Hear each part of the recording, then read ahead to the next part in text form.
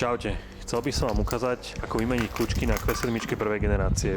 Mením ich kvôli tomu, že mi nefungovalo ani jedno tlačítko na keyless zamykanie, ktoré sú na tých kľúčkach. Vodičovú stranu som už spravil a na spolujazdcovej strane by som vám ukázal celý postup ako na to.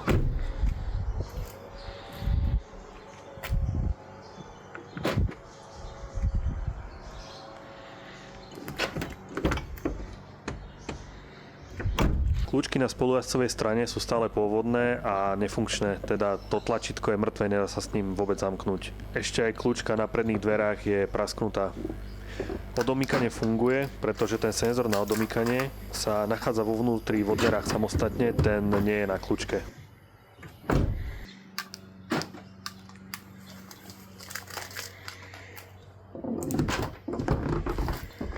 Ak by ste sa náhodou rozhodli meniť kľúčky za originálne diely, tak na OM Parts vychádza jedna kľúčka na nejakých 260 € bez DPH, čiže to je celkom masakér, dá za 4 kľúčky vyše 1000 €. Našťastie existujú čínske náhrady, ja som objednával z Amazonu a vyšli ma dokopy na nejakých 140 € za všetky 4 kľúčky aj s dopravou.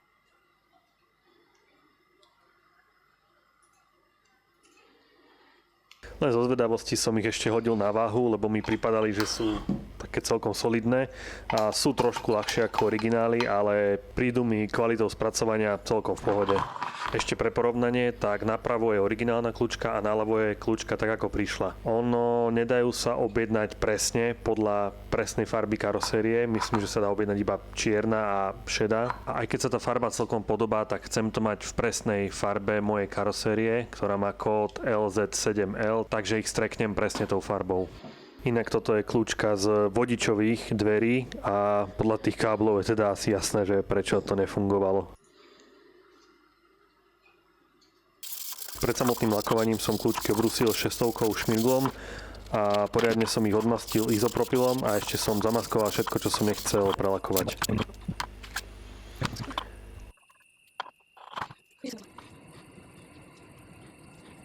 Sprej presne podľa kódu farby karosérie som si dal namiešať v mojom lokálnom obchode farby laky a vyšlo ma to na nejakých 24 € a k tomu som ešte kúpil jeden sprej s čirým lakom za 12 €. Strekol som 3 vrstvy farby a 3 vrstvy laku. No a po nalakovaní to vyzerá nejak takto. Napravo je originál kľúčka a naľavo je nová kľúčka.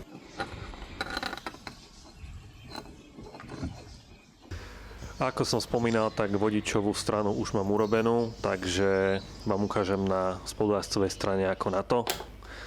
Treba dať najskôr dole túto krytku. Pod ňou sa nachádza takýto kus plastu, ktorý treba vysunúť smerom hore. A za týmto plastom sa nachádza takáto kovová poistka, ktorú treba potiahnuť smerom k sebe. Je tam brutálne málo miesta na to, niečo tam dostať do tej dierky. Ja mám taký 300-ročný šperhák, s ktorým mi to vôbec nešlo, takže som si nakoniec urobil z drôtu takúto srandu, ktorú som na konci ohol a nejak sa mi to tam proste podarilo dostať týmto spôsobom a tú poistku vyťahnuť.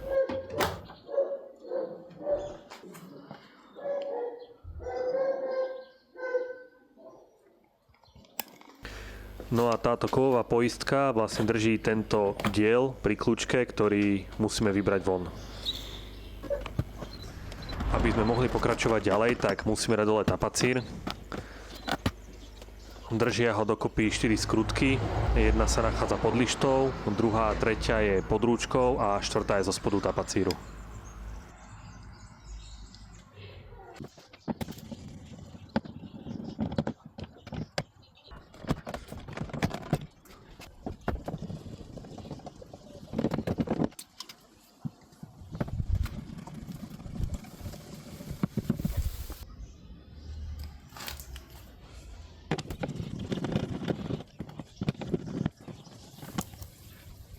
Okrem tých 4 skrutiek drží tapacír ešte 7 plastových príchytiek a toto je možno taký tip, že používam takýto, volá sa to, že montážny vankúš. Ono samozrejme, že sa to dá vypáčiť aj hociakými páčidlami plastovými a potiahnuť, ale toto mi príde také opatrnejšie kvôli tým plastovým príchytkám, pretože tie sa radi zvyknú ulomiť, keď si človek moc šklbne.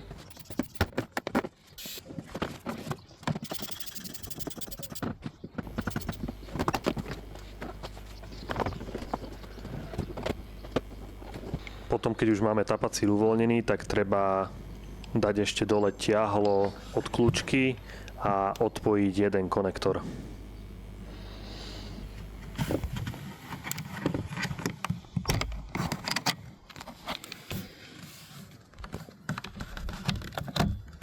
No a takto ešte vyzerajú tie plastové cupliky, ktoré po obvode držia tapacír. Potom treba dať dole tento plastový kryt, aby sa dalo dostať znútra ku kľúčke. Sú tam nakreslené také šípky, ktoré ukazujú na miesta, kde je to zacvaknuté. Kľúčka má len jeden konektor na to tlačítko, ktorým sa zamyká a toto je on.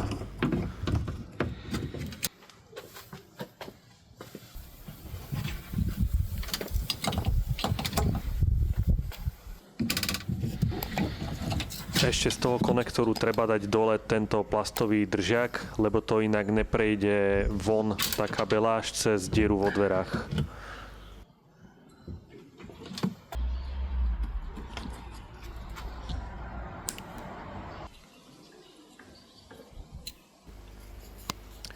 Toto je vlastne pant tej kľúčky a tú kľúčku treba ťahať týmto smerom, aby ten pant vyskočil von.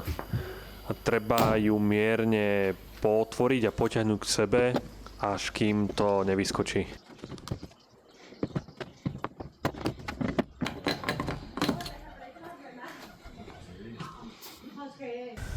Toto hore je senzor na otváranie dverí. Toto tu.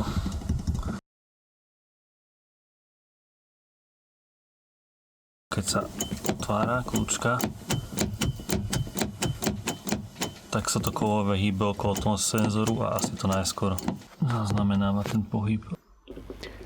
No a keď máme starú vonku, tak môžeme nahodiť novú.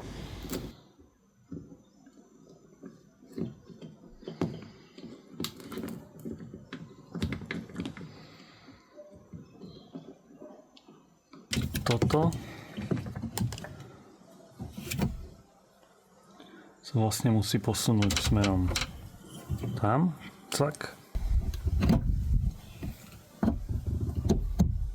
A zároveň musí do toho bieleho jazyčka, do toho, zapadnúť, musí zapadnúť sem, medzi toto. Ten biely jazyček musí zapadnúť medzi tie dve čierne časti. Tuto sa to musí doraziť až nakoniec. A takto to pekne sedí. Potom už len robíme v podstate veci opačne ako pri rozoberaní, čiže sa nahodí držiačik na ten konektor, konektor sa zacvakne naspäť na miesto,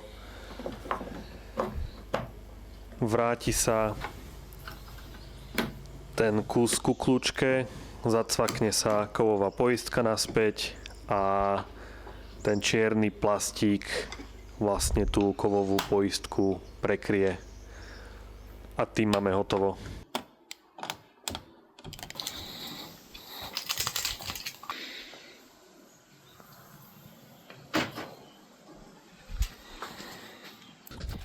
A samozrejme ešte vrátiť tapacír naspäť na dvere.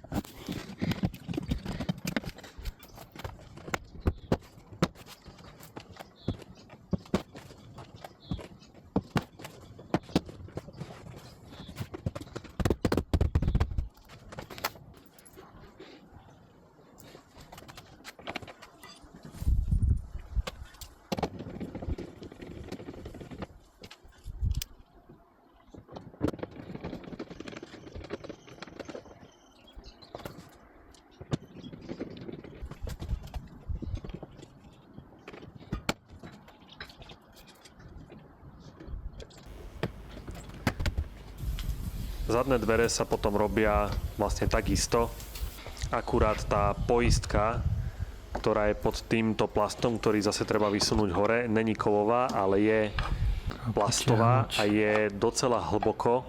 Treba na to trošku času a nervov, ale dá sa tam dostať a dá sa to vyťahnuť.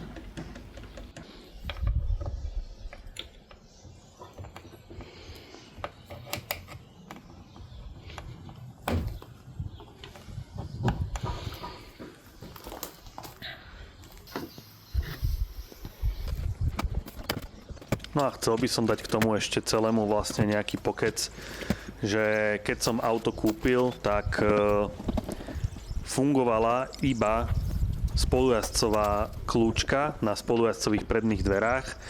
Ostatné vlastne nefungovali, ale nefungovalo iba to zamykanie.